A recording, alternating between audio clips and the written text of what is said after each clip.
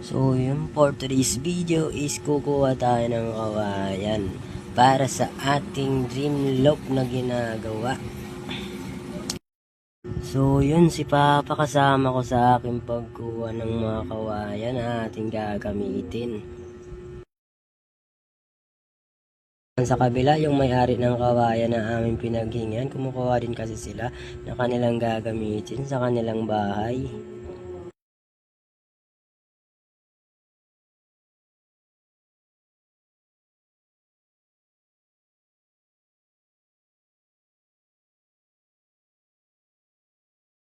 So ngayon nga, nagayas-yas ako digdiki butong dahil ko aram sa Tagalog kung ano yung tawag nyo dito, basta sa Bicol nagyayas-yas ng bala para matanggal yung talim. Matalim kasi yan.